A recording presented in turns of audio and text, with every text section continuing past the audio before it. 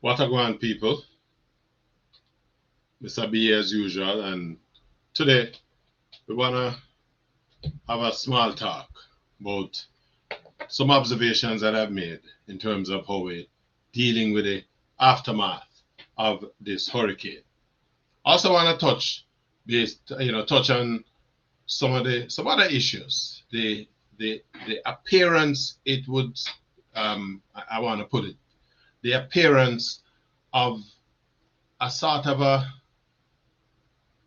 selfish approach in terms of how the response has been administered, both at the government and the political opposition level. And so, because it speaks to the divide that exists in Jamaica politically.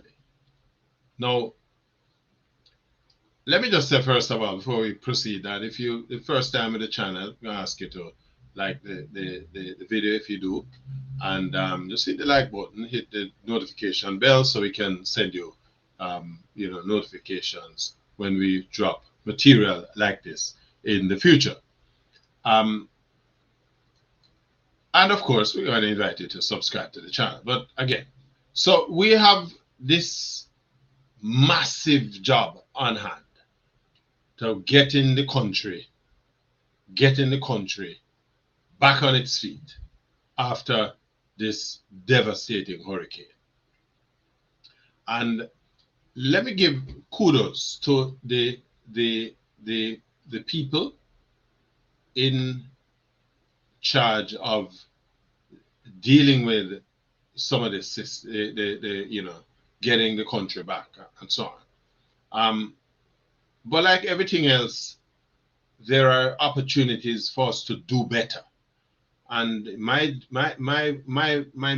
philosophy is one that says, if you see it, bring it to people's attention. Let's discuss it.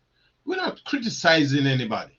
What having been through Gilbert, and a lot of my younger people who follow me as youngsters, never really had a major hurricane that hit Jamaica until Berry last year, and it only just a glancing blow, if you will, for the country. But again, a lot of people had not even recovered from that.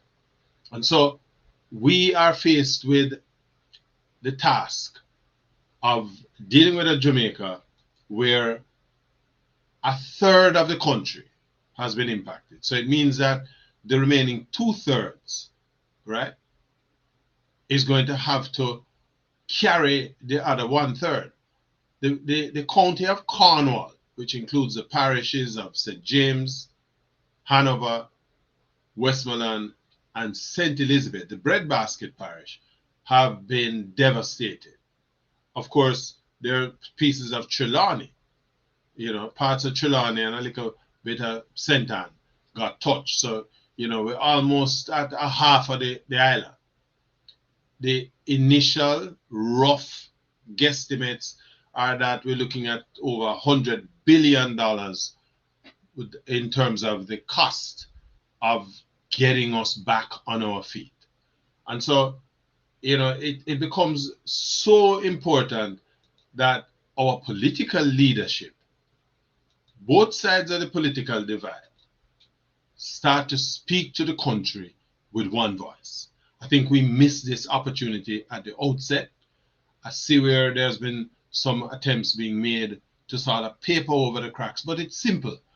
The two owners need to speak with one voice, come together with a press conference and talk to the country as one. Because one Jamaica we have, the fact that we have two political parties, election done, there was only 10,000 votes that separated the two sides. So it's all the more reason why we have to start talk together, and we have to talk straight to the people. There is, in my observation, a fair amount of hope that is being given to people that is unrealistic, right? The devastation caused by this hurricane is such that we've never seen this before.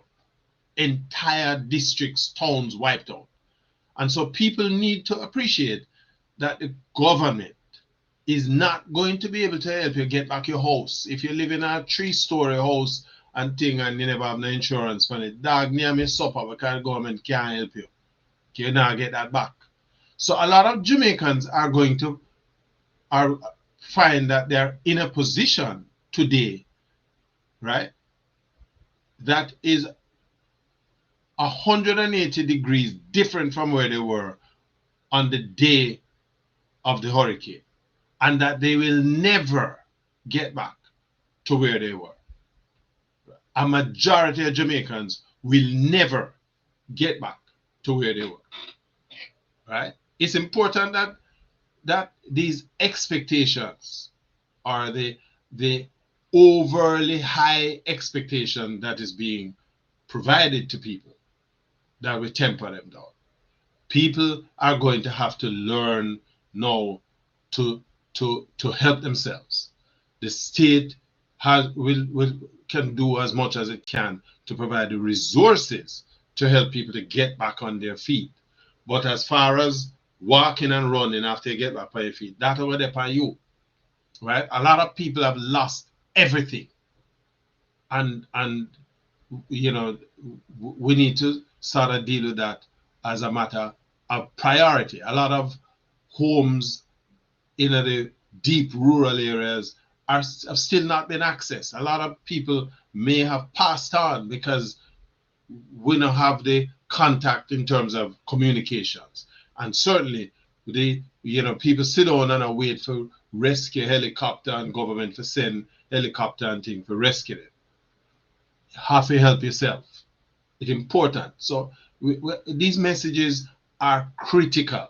When this hurricane was approaching, I made some observation that the people dealing with the management of the crisis, that there was misplacement. We have an organization for the Office of Disaster Preparedness and Emergency Management. Those are professional people that have to be at the forefront of addressing this crisis. And it's not too late to bring them into the forefront. I see where the Observer, there was a lady who posted in the Observer that better systems are needed she was making an appeal for a central voice to take command of volunteer relief activities across the island following the devastation caused by the hurricane. This was Christina Williams. I understand she's an attorney at law, and she had mobilized some 1,000 youngsters from the university. I think it's from the University of the West Indies, or it may have been both UTech and university, to help. But these people don't know who they must report to, right? These are the fine details that a disaster preparedness organization looks at. It looks at the logistics of dealing with getting the preparation for the arrival of the hurricane is just one aspect. But when the hurricane over, you now have people's lives that you have to help them to put it back together, right? And a politician going out the street with him pretty talk, that is not the solution. People need to have real exchanges that bring them to a position. The government's responsibility is to provide the infrastructure and the support systems that will allow you to get back. By extension, the other side of the coin is that as a country, we have not invested sufficiently in developing our people, right? So that them can, to a large extent, make it on their own. And so this becomes the test. The lack of investment in developmental opportunities is going to now show, because we have squandered multiple opportunities between 1962 to date. So this argument about, we had insurance against disaster, and I say people on one side of the political divide beat them chest. That is only $25 billion. You're gonna need that's 25 billion Jamaican dollars, right?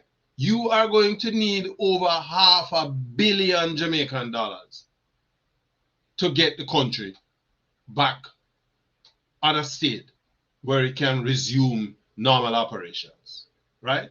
And so some things that we're going to have to deal with, you're not going to get that money as gifts from other countries as grants. So a lot of that money, Jamaica going to have to borrow that money, which is going to put us into a significant debt position. And we're not a choice. We don't have any choice. I say the Minister of Tourism is beating his chest about getting the country back with the tourism in time for December. I wish him luck. Because guess what? The people who make tourism work now have no house to live. Them not have a place to bathe. Them not have food for them, not have where to go get little grocery for shopping. Them not a road for drive on. So all of that lofty expectations, we need to tamp it down. It's important that you give people something to work towards. It is very important that you set something, but you have to be careful in terms of the expectation, because guess what?